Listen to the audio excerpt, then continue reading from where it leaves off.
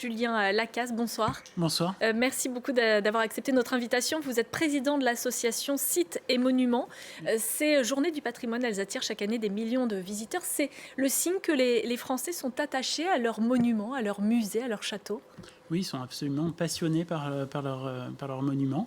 Je pense que cette année, la nouvelle édition le montrera aussi, donc autour d'un terme qui est celui du patrimoine architectural, ce qui peut permettre aussi de parler des menaces qui pèsent sur ce patrimoine architectural, qui peuvent être budgétaires, mais aussi d'un autre ordre, une menace aussi législative qui viennent comme ça impacter en fait ce patrimoine français. On va y venir. Pour commencer, quel est vraiment l'état de santé de notre patrimoine aujourd'hui ?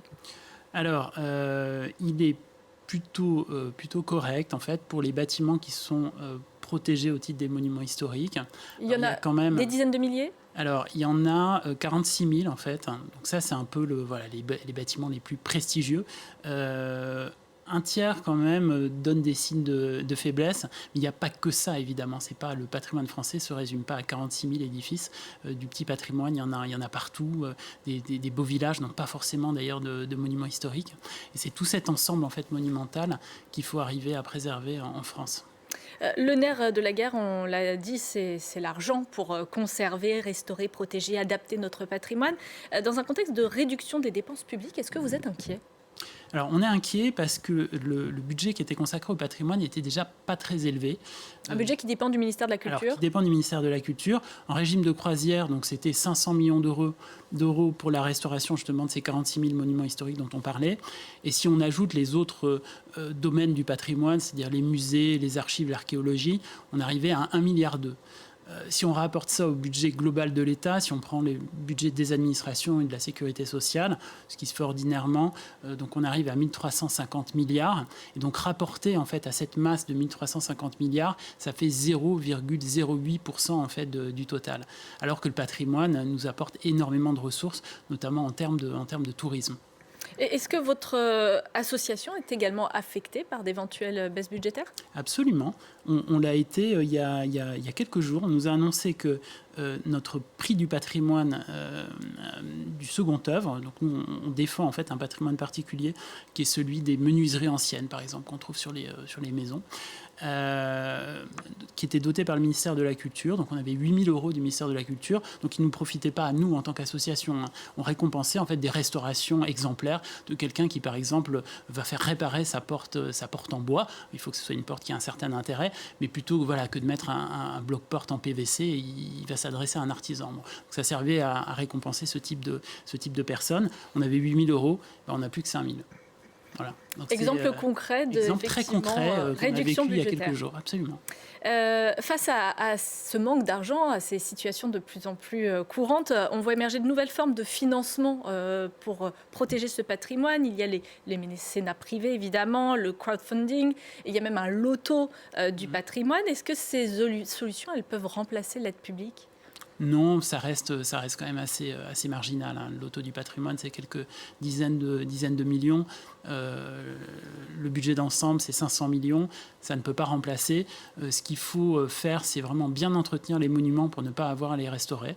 Donc ça fait partie d'ailleurs, dans ces 500 millions, il y a une enveloppe en fait pour aider les propriétaires à l'entretien des monuments. Il faut un entretien très régulier des monuments pour éviter qu'ils ne s'abîment et qu'ensuite les travaux ne soient très importants à faire. Sauf que si on a moins d'argent, est-ce qu'il faut faire des choix ? Est-ce qu'il va falloir sacrifier quelques églises, quelques châteaux au profit d'autres ?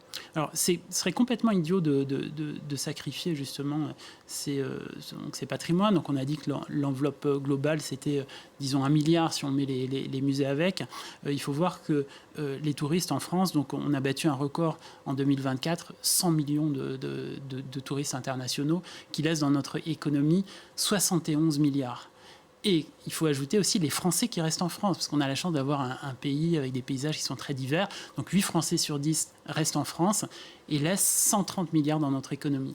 Donc ça fait 200 milliards en fait qui sont laissés par les touristes internationaux ou français dans l'économie, et vous rapportez ça aux 1 milliard en fait qui est alloué chaque année au patrimoine. Et puis il y a tout l'aspect immatériel, c'est-à-dire que le patrimoine c'est aussi l'image de la France dont se nourrit notamment l'industrie du luxe. Tout ça c'est difficilement quantifiable, mais ça compte beaucoup. Finalement on dépense assez peu comparé à tout ce que nous apporte en fait le patrimoine. Je voudrais aborder avec vous très rapidement un dernier point, un autre dernier défi pour ce patrimoine ancien à l'heure de la modernité, à l'heure de la lutte contre le réchauffement climatique. On voit de plus en plus de patrimoine ancien, vétustes, mal isolés, qui doivent faire l'objet de travaux. Et vous luttez justement pour que leur nature ne soit pas, enfin justement qu'ils ne soient pas dénaturés. Ouais. Alors ça, c'est effectivement c'est l'enjeu du moment. C'est tout ce qui est économie d'énergie et production d'énergie aussi. Et ça, ce sont d'autres politiques publiques qui viennent complètement impacter la politique du patrimoine. C'est-à-dire que malheureusement, les ministères raisonnent un peu en silo. C'est-à-dire qu'il peut y avoir d'autres politiques publiques qui viennent finalement détruire ce qui est fait d'un côté par le ministère de la Culture. Alors exemple, évidemment, l'isolation thermique par l'extérieur, ça c'est absolument terrible. C'est en fait, on plaque les maisons de polystyrène, en fait, donc elles ressemblent à des bibendums. Avant, évidemment, on a arraché tout ce qui était, toutes les menuiseries dont on parlait, qui font l'objet de notre prix. Donc on arrache les portes. Alors les portes en bois et les portes en France ont parfois plusieurs centaines d'années. Enfin, c'est l'âme d'une maison. C'est terrible de faire ça. Après, les intérieurs, c'est le placo-plate, c'est-à-dire quand il y a des décors intérieurs, ils disparaissent aussi. Donc ça, c'est vraiment une sorte au nom de l'isolation thermique. Au nom de l'isolation thermique. C'est absolument terrible et on est en train de vivre là une vague en fait de destruction patrimoniale absolument majeure. Et tout ce qui est production d'énergie aussi, les éoliennes, on doit multiplier par 2 là dans le cadre de la PPE là qui est suspendue, qui n'a pas été prise par le précédent Premier ministre, mais qui sera probablement prise un jour, x2 pour la production d'énergie éolienne. Qui dénature selon vous le paysage, c'est ça ? Qui dénature le paysage. x4 pour les panneaux solaires.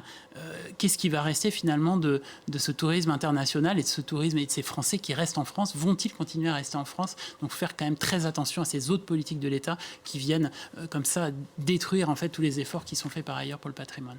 Merci, un grand merci d'avoir été